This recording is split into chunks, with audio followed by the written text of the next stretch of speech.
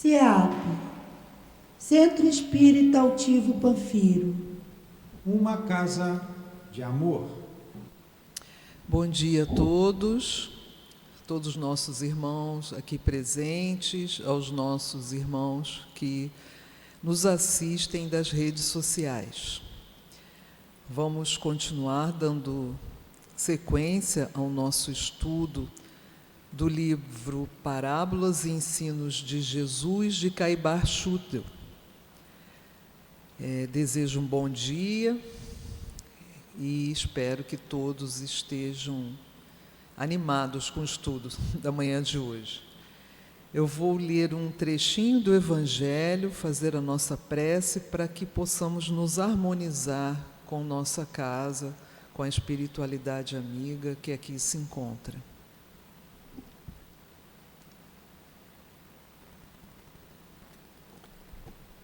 O capítulo é o 6º, o Cristo Consolador. Item 6. Venho ensinar e consolar os pobres deserdados. Venho dizer-lhes que elevem sua resignação ao nível de suas provas, que chorem, que visto que a dor foi consagrada no Jardim das Oliveiras, mas que esperem, pois os anjos consoladores também virão enxugar suas lágrimas. Senhor Jesus, aqui nos encontramos reunidos nessa casa de amor para o estudo dessas obras tão importantes ao nosso aprendizado, tão importantes para que entendamos que somos todos espíritos com débitos e que precisamos nos modificar, abandonar nossas imperfeições. Abençoa-nos, Mestre querido, permitindo que possamos receber o amparo da espiritualidade amiga, no intuito de compreendermos e de sairmos com o entendimento, e que esse entendimento nos traga uma modificação em nossas almas. Abençoa-nos, Mestre querido, que possamos receber o amparo do nosso dirigente espiritual, Senhor Altivo Panfiro, de todos os trabalhadores da coluna de espírito que nos sustentam nessa casa, e que estejamos todos em paz e equilíbrio, recebendo toda essa vibração amorosa que sentimos nesse momento. Pedimos licença ao Mestre e, acima de tudo, a Deus nosso Pai, para darmos início ao estudo da manhã de hoje. Graças a Deus.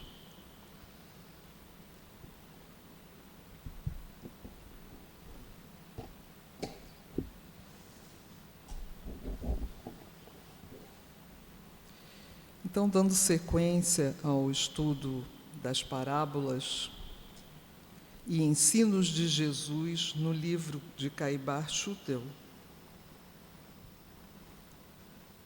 O meu livro é da editora O Clarim. Quem estiver com esse livro, é na página 151, Parábola do Administrador Infiel.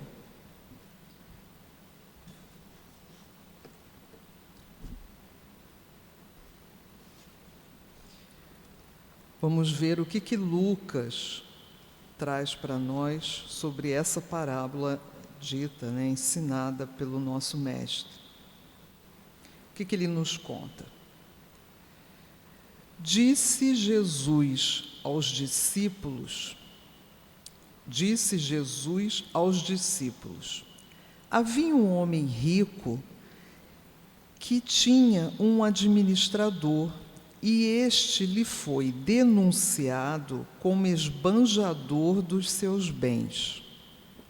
Chamou-o e perguntou-lhe: que é isso que ouço dizer de ti? Dá conta da tua administração, pois já não podes mais ser meu administrador. Disse o administrador consigo: que hei de fazer, já que o meu amo me tira a administração? Não tenho forças para cavar, de mendigar tenho vergonha. Eu sei o que hei de fazer para que, quando for despedido do meu emprego, me recebam em suas casas. Tendo chamado cada um dos devedores do seu amo, perguntou ao primeiro: quanto deves ao meu amo? Respondeu ele: 100 cados de azeite. Esse cados aí, gente, pode ser barril, tonel, vasos, a interpretação fica à nossa vontade. Então, esse primeiro que ele chamou devia 100 cados de azeite. Disse-lhe então: toma a tua conta, senta-te depressa e escreve 50. Depois perguntou ao outro: e tu, quanto deves? Respondeu ele: 100 coros de trigo. Eu pesquisei aí em vários lugares. Coros é uma medida que é mais ou menos, de 208,2 litros a 400. Então, é só para a gente ter uma ideia. Então, ele estava devendo 100 coros de trigo. Disse-lhe: toma a tua conta e escreve 80. E o amo louvou o administrador iníquo.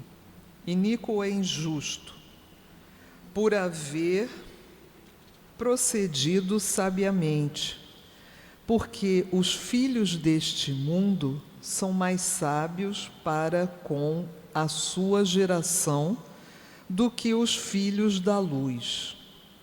E eu vos digo: granjeai amigos com as riquezas da iniquidade, para que, quando estas vos faltarem, vos recebam eles nos tabernáculos eternos. Quem é fiel no pouco, também é fiel no muito. E quem é injusto no pouco, também é injusto no muito. Se, pois, não fostes fiéis nas riquezas injustas, quem vos confiará as verdadeiras? E se não fostes fiéis no alheio, quem vos dará o que é vosso? Nenhum servo pode servir a 2 senhores, porque ou há de aborrecer a um e amar a outro, ou há de unir-se a um e desprezar ao outro. Não podereis servir a Deus e às riquezas. Lucas, capítulo 16, itens de 1 a 13. Então, vamos ver aqui o que cai.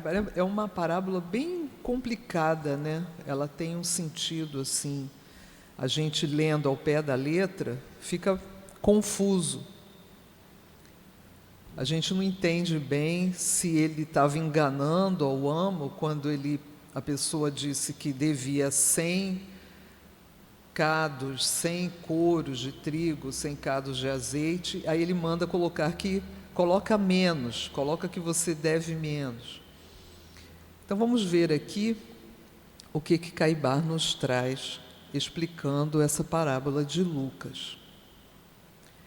O sentido oculto dessa parábola visa a estas duas qualidades, pelas quais se reconhece a bondade ou a maldade do homem: fidelidade e infidelidade.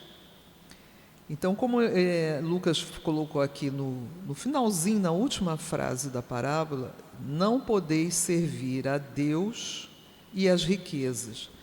É que nem aquele capítulo que nós temos, não se pode servir a Deus e a Mamon. Então ele diz aqui que o sentido dela está ligado a estas duas palavras, que são pelas quais a gente reconhece a bondade ou a maldade do homem, fidelidade e infidelidade. Ou a pessoa é fiel ao seu amo, ou é infiel. Ele está mais interessado em enriquecer. Fidelidade é a constância, a firmeza e a lealdade com que agimos em todos os momentos da vida, na abastança como na pobreza, nas eminências dos palácios como na humildade das choupanas, na saúde como na enfermidade, e até nos umbrais da morte como no apogeu da vida. O apóstolo Paulo, demonstrando sua lealdade, sua constância, sua fidelidade, sua firmeza de caráter, dizia: quem me separará do amor do Cristo? Paulo era extremamente fiel ao Cristo. Se tornou, fiel ao Cristo. Ele até disse uma vez: não sou eu mais quem vivo, é o Cristo que vive em mim. É belíssimo isso, Paulo é um exemplo a todos nós de uma transformação moral, muito na mesma existência, coisa que nós às vezes levamos milhares de anos, milhares de encarnações. Mas, claro, Paulo já estava pronto, ele já tinha o conhecimento da lei, ele era fiel à lei, e quando ele encontrou Jesus, ele entendeu, enfim, o que significavam todas aquelas escrituras que ele conhecia. A fidelidade é a pedra de toque com que se prova o grau do caráter do homem. É fiel nos seus deveres?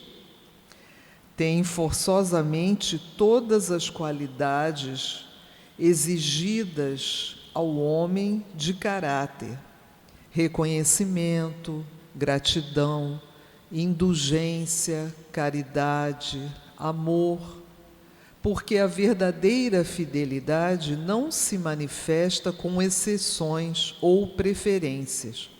Aquele que caminha para se aperfeiçoar, em tudo obedece à sentença de Jesus. Jesus disse: sede perfeitos como perfeito é o vosso Pai Celestial. É isso que Jesus nos disse. E aqui Caibar está nos dizendo que nós temos que ser perfeitos, que é a única forma de nos tornarmos realmente fiéis aos nossos deveres. E aí tem um monte de situações em que nós temos que alcançar, Ele veio aqui nos trazendo todas essas situações que devemos abraçar profundamente: gratidão, indulgência, caridade, amor. Pelo que se conclui, expondo a parábola, Jesus teve por fim exortar seus discípulos a se aplicarem nessa virtude que se chama fidelidade, para que pudessem um dia representá-la condignamente, tal como se manifesta nos céus. Como tudo na natureza e como tudo que se faz mister para a perfeição, quer no plano físico ou na esfera intelectual e moral, a fidelidade vai se engrandecendo em nós à proporção em que nela nos aperfeiçoamos. Não a adquirimos de uma só vez, em sua plenitude, mas paulatinamente, gradativamente. Então nós só vamos conquistar a fidelidade realmente quando formos aprendendo, formos estudando, formos vivenciando todas essas características do homem de caráter, que está lá em cima no texto. E aquele que já a possui em certo grau, como o administrador infiel da parábola, faz jus à benevolência divina. Pelo estudo analítico da parábola, vemos que o administrador foi acusado por alguém ou por outra, foi denunciado como esbanjador dos bens de seu patrão, pelo que este resolveu chamá-lo à ordem. Perguntou-lhe: o que quer dizer esta denúncia que tive de ti? Dá conta da tua administração, pois dessa forma não podes mais ser meu empregado. Pela prestação de contas, verificou-se não ter havido esbanjamento, mas sim facilidade em negócios, que prejudicaram o patrão. O prejuízo constava de vendas feitas sem dinheiro e sem documentos, sem cados de azeite, sem couros de trigo. Tanto assim que, legalizadas as contas com as letras correspondentes ao valor de 50 cados de azeite e 80 de couro de trigo, o amo, louvou o administrador iníquo por haver procedido sabiamente. E salientando a seus discípulos a boa tática comercial do empregado, que não só garantia a empresa que lhe fora confiada, mas também constituía um bom meio de granjear amigos, disse-lhes: granjeai amigos com as riquezas da iniquidade, para que, quando estas vos faltarem, vos recebam eles nos tabernáculos eternos. É o mesmo que dizer: auxiliai com as vossas obras os que têm necessidade, sede também indulgentes para com os pecadores, não lhes imputando o mal que fazem, mas antes ao que deve 100 cados de mal. Mandai-o escrever só 50, e ao que deve 100 couros de erros, mandai-o escrever 80. Mas observai-os, que precisam trabalhar para resgatar essa dívida.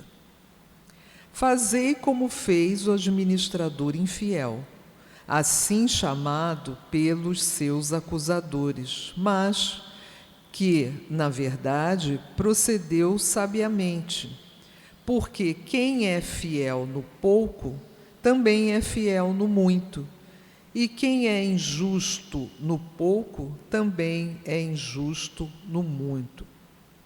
Se não fostes fiéis nas riquezas injustas, quem vos confiará as verdadeiras?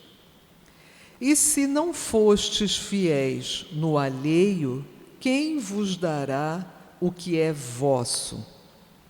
As riquezas da iniquidade são os bens materiais, dos quais não somos mais que depositários.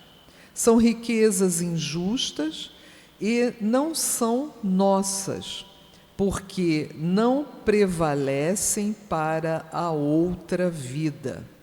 Nós não levamos nada dessa vida.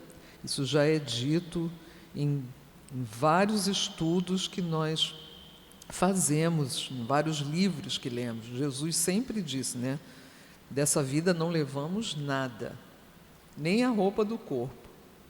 O que é nosso são os bens incorruptíveis, dos quais Jesus falou também a seus discípulos, para que os buscassem de preferência, porque os vermes não os estragam, a ferrugem não os consome, os ladrões não os alcançam, nem a morte os subtrai.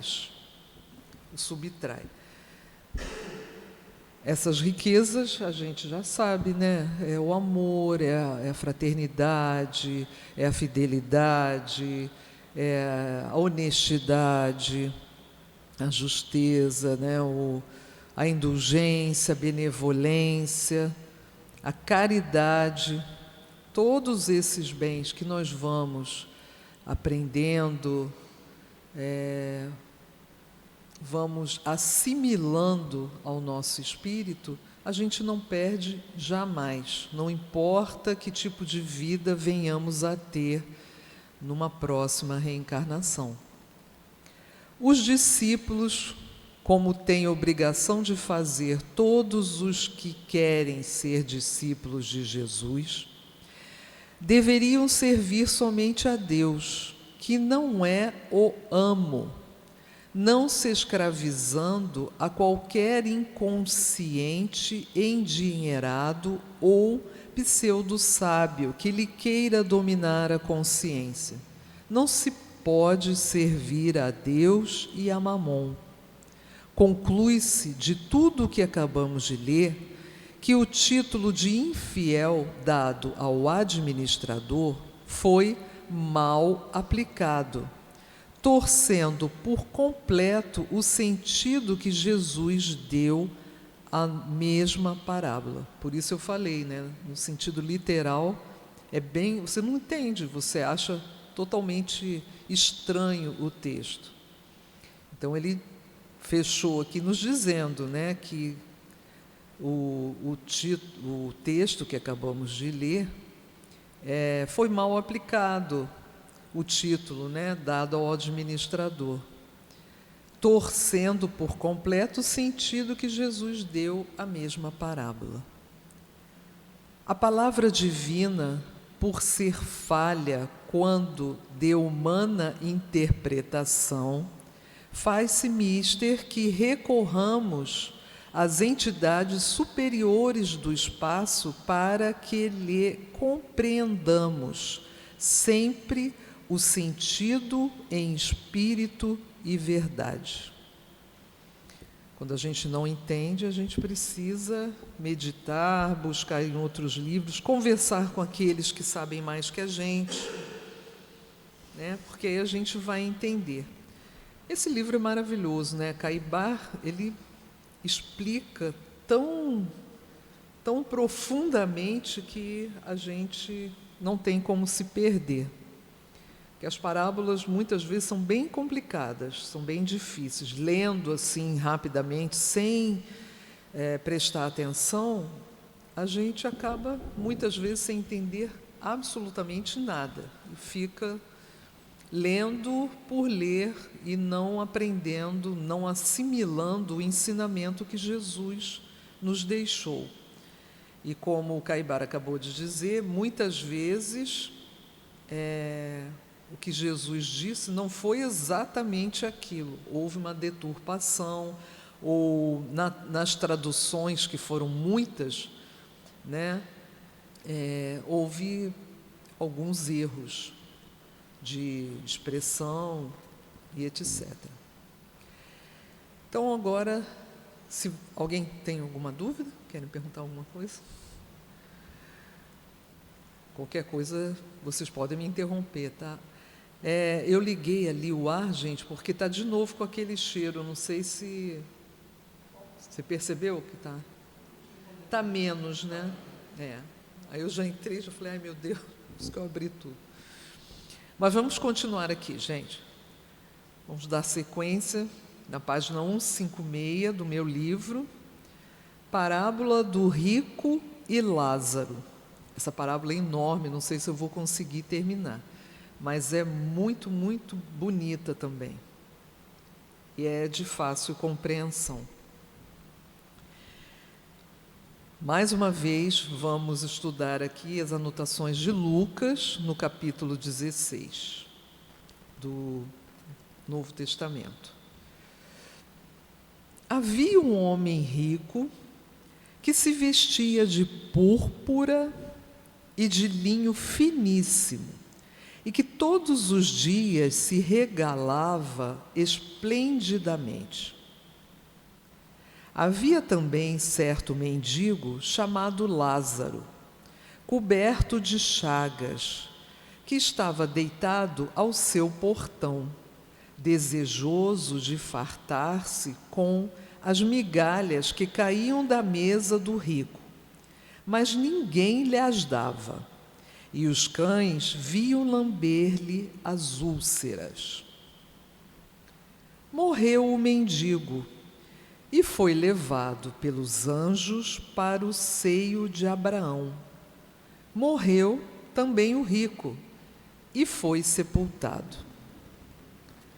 No Hades, tem várias pronúncias, estando em tormentos, levantou os olhos e viu ao longe Abraão e o Lázaro no seu seio.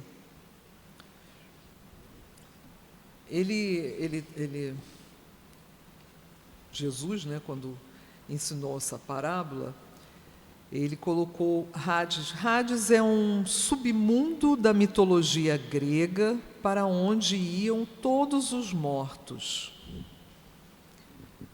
Claro que os mortos que mereciam sofrimento, não era um lugar de júbilo, era um lugar de sofrimento, de tristeza, de dor.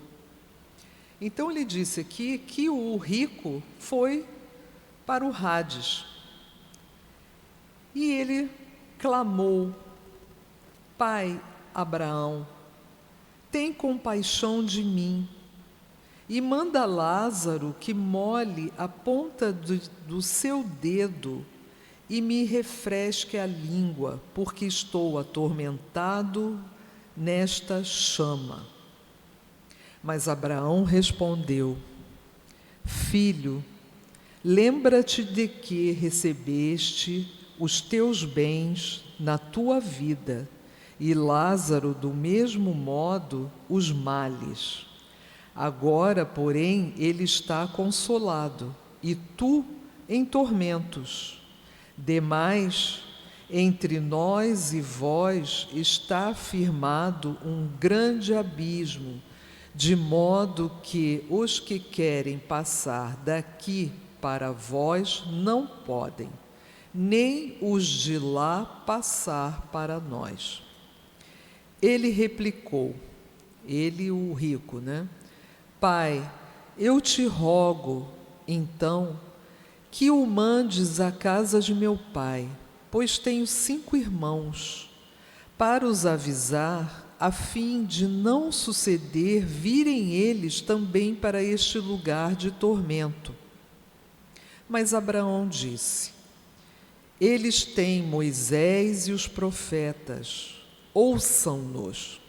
Respondeu ele, o rico: Não, pai Abraão, Mas se alguém for ter com eles dentre os mortos, hão de se arrepender.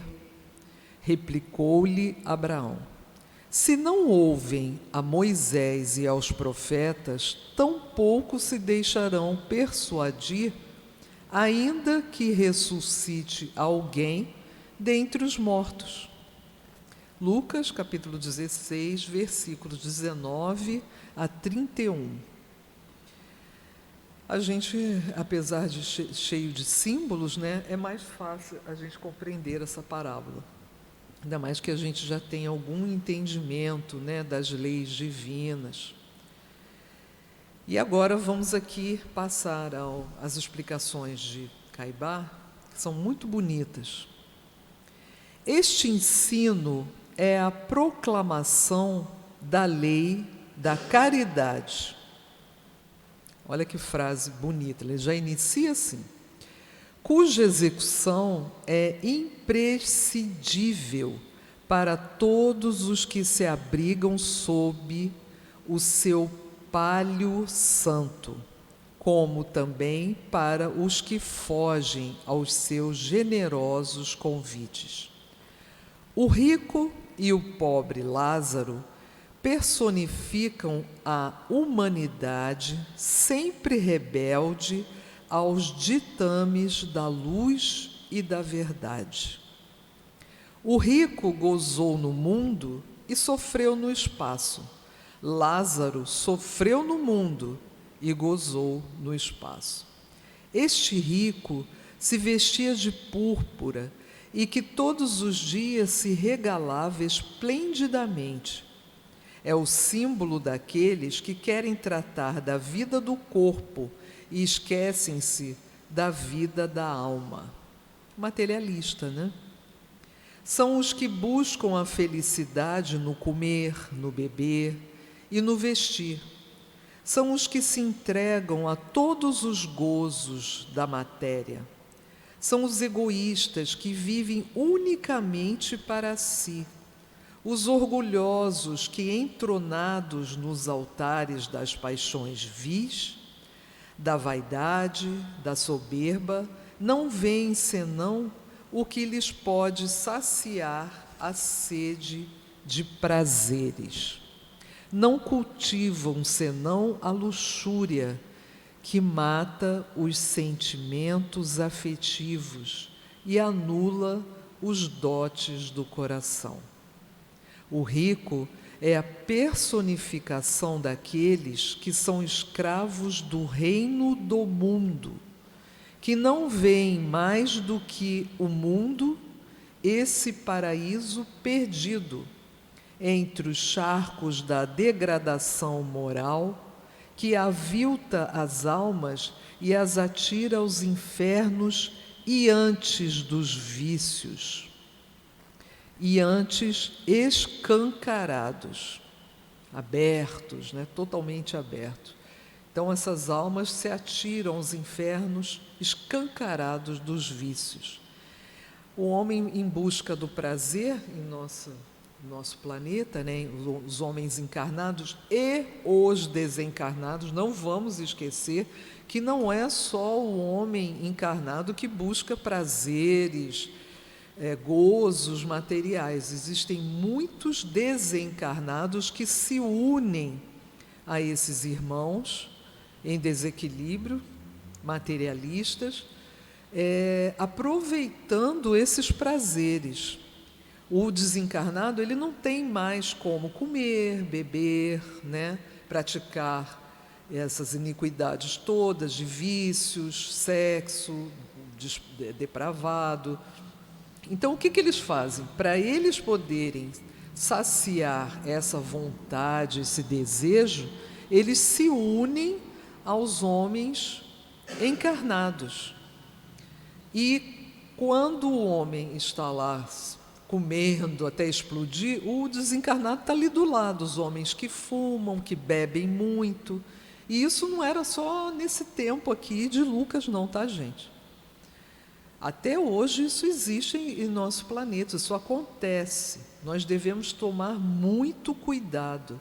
Ele não está dizendo que a pessoa, para se perder, ela não precisa ter todas essas imperfeições, né?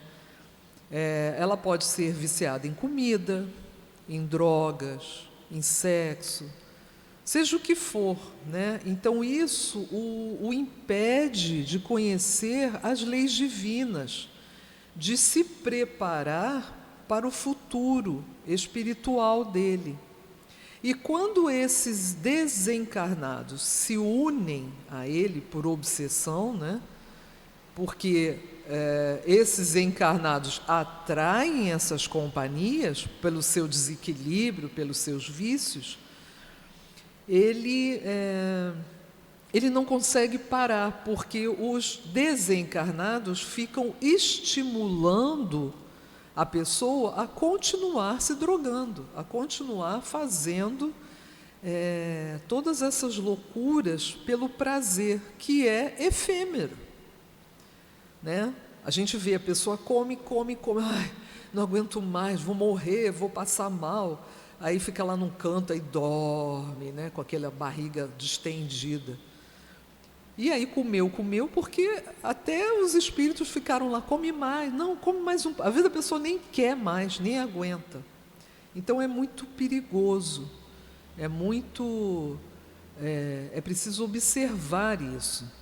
Não foi só esse homem rico que praticou isso lá atrás e nunca mais isso aconteceu. Não, até hoje nós vemos pessoas se atirando aos prazeres terrenos que nunca vão saciá-lo, jamais serão felizes assim. A gente tem que tudo ter um equilíbrio no se alimentar, né, nas escolhas, assim, eu quero comprar roupa até acabar todo o meu dinheiro, aí vai para o shopping, aí fica sem dinheiro, fica devendo, porque enlouquecidamente queria todas aquelas roupas. Aí depois olha para as roupas e fala assim, por que eu comprei isso? É um desequilíbrio, né? Jesus falava geralmente por parábolas, e esta lição que o Mestre ofereceu há 2000 anos aos povos da Palestina e que consta do Evangelho de Lucas como um conselho salutar e memorável, nada é mais do que uma parábola.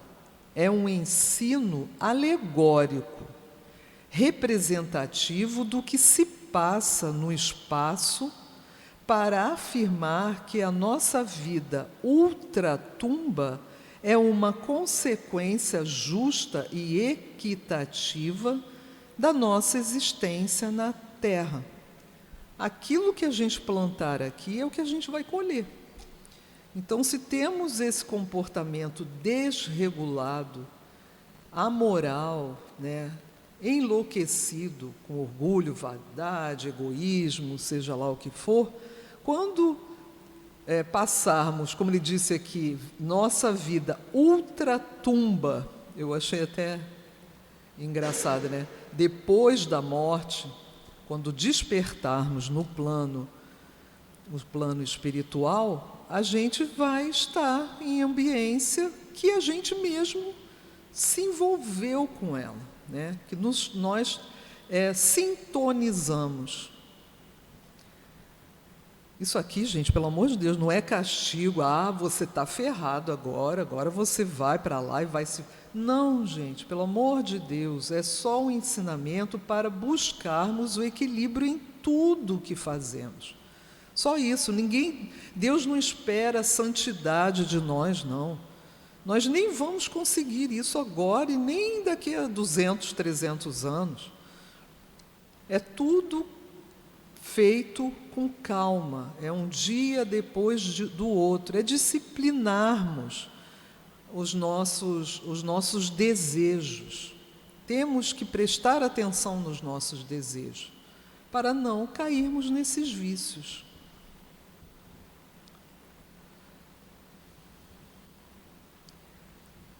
O rico passou toda a sua vida se fartar esplendidamente, desprezar os pobres e desprezar Deus, e não curar da sua lei, e dar as costas à religião, a gozar e a folgar, mas quando morreu, não pôde continuar a viver como vivia, vestindo-se de púrpura, comendo manjares, bebendo licores, porque no mundo dos espíritos não há púrpuras, não há manjares, não há licores. Ele já havia se fartado com os prazeres da terra, não podia fartar-se depois com os prazeres do céu, porque não os havia buscado, nem havia adquirido o tesouro com que se conquista as glórias celestes. Nu, sem dinheiro, sem crédito, para arranjar melhor morada, lhe foi destinado o Hades. E segundo diz o texto, ele lá se achava contrariado, porque por lhe faltarem as comodidades que tivera na terra, os gozos de que fizera o seu reino no mundo. Ele ficou, cadê meu reino? Cadê minhas coisas? Por que eu estou vivendo isso? Agora ele vai explicar para nós Lázaro. Lázaro representa os excluídos da sociedade terrena, aqueles que, quando muito, podem chegar ao portão dos grandes templos, aqueles que não podem atravessar os umbrais dos palácios dourados, aqueles que essa sociedade corrompida do mundo despreza, amaldiçoa, cobre de labéus insultos, crava de setas venenosas que lhe chagam o corpo todo. Vamos lembrar que Caibar está nos dizendo que tanto o rico como o mendigo representam a humanidade. Cada um está num patamar de consciência. Lázaro representa os excluídos. E o rico, aqueles materialistas, que se fartam, não prestam atenção nos outros, não querem saber de nada, a não ser do seu prazer. Os Lázaros não são esses pobres orgulhosos do mundo que não têm muitas vezes o que comer e o que vestir, mas estão cobertos com a púrpura do orgulho. Não é essa gente que não tem dinheiro, mas tem vaidade. Não tem palácios, mas tem egoísmo. Não tem jantares opíparos suntuosos, magníficos, mas tem prazeres nefastos. Não os pobres de que Lázaro serviu de símbolo na parábola são os que sofrem com resignação, são os que desprezam os bens da terra porque buscam as coisas de Deus. São aqueles que se veem usurpados daquilo que por direito lhes pertence no mundo. Mas, pacientes e resignados, não se revoltam, porque creem no futuro e esperam as dádivas que lhes são reservadas por Deus. Então, quem Lázaro está representando? Somos nós, quando nós finalmente despertamos para as leis divinas. E não queremos mais o orgulho, a vaidade, a loucura, os prazeres terrenos. Nós queremos caminhar Nós queremos caminhar pela estrada, nos mostrada, a estrada luminosa que Jesus nos mostrou, basta que o sigamos, né? Então aqui o Caibara está nos dizendo o quê? Que existem pobres orgulhosos, vaidosos, egoístas, amorais, viciosos. Não é porque é pobre que ele já se libertou dessas imperfeições. Mas, na parábola, estamos nos referindo ao pobre que já subiu alguns degraus na sua consciência em relação à vida espiritual, aquilo que Jesus nos prometeu para o futuro. Eles sabem porque estudam, esperam e oram que existe um Criador, um Pai Supremo, que lhes dará o prêmio de suas vigílias, um salário pelos seus afazeres morais, uma luz para a sua orientação espiritual, e que esse prêmio, esse salário, essa luz, embora às vezes pareçam tardar, não faltará, porque a justiça de Deus é infalível e é indefectível. Então, esses Lázaros são extremamente pacientes, eles confiam, se entregaram a Deus e aos ensinos que conseguiram granjear. É assim que morreu Lázaro, o mendigo, e foi conduzido pelos anjos ao seio de Abraão. Morreu também o rico e foi posto no Hades. Duas personalidades distintas, uma que gozou, outra que sofreu, uma a quem nada faltava e outra a quem tudo faltava. Vão trocar agora as suas condições, vão mudar de cenário. O mendigo vai para a abundância e o rico é que passa a mendigar. É o reverso da medalha que se apresenta a todos no dia do julgamento. Vós tendes visto muitas medalhas? Figuremo-las numa libra esterlina. De um lado traz a figura do rei, mas do outro traz o seu valor real. Assim acontece também conosco. Cada um de nós é uma medalha.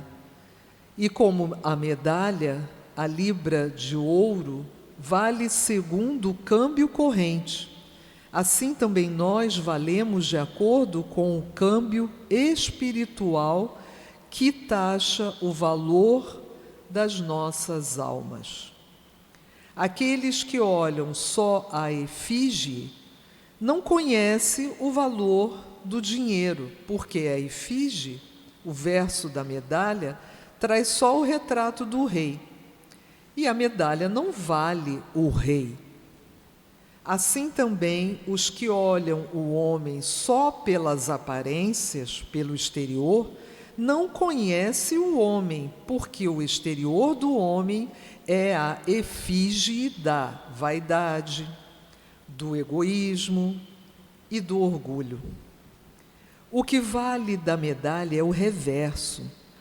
O que vale no homem é o interior, ou seja, o espírito. O rico trazia no verso o característico do rei, mas depois que morreu, apurou-se o valor da medalha gravada no reverso, e esse valor não permitiu ao rico senão uma entrada no Hades. Ao pobre que apurara desde a sua existência na terra o que estava gravado no reverso da medalha, esse sacrifício lhe deu o valor de ser levado pelos anjos ao seio de Abraão. Como é diferente o julgamento de Deus do julgamento dos homens. Deus não se deixa levar pelo preconceito. Deus não se deixa levar pelo juízo humano. Que é o seio de Abraão? Mas continuemos a nossa análise. Que é a Hades? Que é Hades? É isto que precisamos saber para melhor compreendermos a parábola do grande mestre. Seio de Abraão é a liberdade do espírito no espaço infinito. Seio de Abraão é um mundo invisível, onde os espíritos, com os seus corpos imponderáveis, caminham livres de todas as peias, realizando sempre novas conquistas, fazendo novas descobertas, aprendendo novas verdades que os elevam em conhecimentos, que os elevam em felicidade. Seio de Abraão é um mundo da imortalidade, da luz e da verdade, onde quanto mais progredimos, mais aprendemos. E quanto mais aprendemos, mais sabemos amar nosso Deus e nosso próximo. É o mundo da fé verdadeira que abala e transporta montanhas, faz espumar oceanos e produz ventos, mas que também dá calma e bonança a todos aqueles que, como os discípulos do mar da Galileia, batidos pelo rijo tufão, imploram o auxílio de Jesus e, com a esperança de salvamento, ouvem as doces palavras do humilde de Nazaré soarem a seus ouvidos, como uma luz a iluminar o caminho numa noite tenebrosa. Belíssimo, né?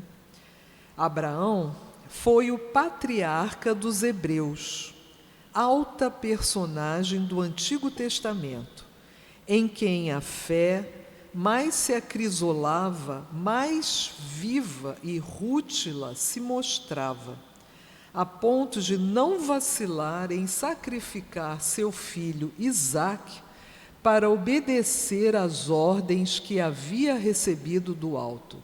Está uma passagem da Bíblia, né? A maioria conhece. Abraão foi instigado, né? Foi pedido, Deus pediu a ele que ele sacrificasse Isaque, seu filho, em holocausto a Deus. E o Abraão, ele, com toda a dor, todo o sofrimento que lhe vinha do coração, ele levou o filho ao monte, chegou a deitá-lo na pedra de sacrifícios e ia fazer o sacrifício quando Deus disse que não era preciso aquele sacrifício, porque ele tinha provado que era fiel a Deus e às Escrituras. Eu acho muito bonito, nem sei explicar direito, mas eu acho que é isso, né, Fernando? É mais ou menos isso. Então, é só você dar uma olhada lá na Bíblia, na parte que conta a história de Abraão, que é muito bonita, né? E as pessoas até, muitos se revoltam. Como que o cara quis matar o filho? Mas ele era fiel a Deus. Se Deus disse para ele que precisava que o filho dele morresse, ele ia fazer. Eu, quando era criança e li esse trecho, eu fiquei apavorada, fiquei assim assustada, mas era uma criança, né? Ignorante, e depois a gente vê que é uma parte muito bonita da Bíblia. Abraão era um crente sincero da imortalidade, via o espaço semeado de espíritos, conversava com os espíritos daqueles que nós chamamos indevidamente mortos. Abraão era médium, né, gente? vivia em relações contínuas com o mundo dos espíritos, que era o seu seio predileto e que era o seu paraíso, o seu céu, a sua delícia, a sua felicidade. Abraão não se interessava pelas coisas da terra. Para aí é que foi Lázaro, com inteira liberdade de locomoção nos ares. Ele havia sofrido na terra, aguilhoado pela dor na miséria, privado das delícias do mundo, mas cria num Deus supremo que lhe concedera aquela existência de expiação e de provas para que reparasse os males de suas vidas passadas. Vocês estão vendo? O Lázaro era um mendigo, um sofredor, mas ele havia expurgado os seus erros do passado. Por isso que eu disse, ele estava a um patamar acima do rico, em que havia também descurado das coisas divinas e só tratado dos gozos efêmeros do mundo. Lázaro saudara a sua conta ao sair da prisão corpórea, tinha pago o último ceitil de sua dívida e reconquistara o reino da liberdade e da luz, que Deus concede a todos os que se submetem à sua lei, aos seus santos desígnios. Não há outra forma de alcançarmos a felicidade. Não há. Eis o que é o seio de Abraão. Eis o painel, o quadro majestoso que Jesus desenhou aos olhos dos ouvintes da parábola com referência a Lázaro, ao mendigo que tinha como única caridade na terra as carícias, os beijos dos cães, esses fiéis amigos dos homens que vinham lamber-lhe as chagas. Gente, eu tenho que parar, que já até passou a nossa hora. Eu disse que a parábola era enorme. Na próxima semana, a gente continua. Leiam em casa, porque é muito, muito, muito bonita. E assim, Senhor Jesus, muito agradecidos por esse estudo, nessa manhã nebulosa de domingo, friazinha. Aqui estamos, Senhor, viemos estudar, aprender mais, para que consigamos nos libertar desses chamados, desses prazeres terrenos, dessas ilusões do nosso mundo material e nos voltarmos profundamente a teus ensinamentos e às leis divinas. Agradecemos imensamente a coluna de espíritos que nos sustenta, que aqui estão conosco para os estudos.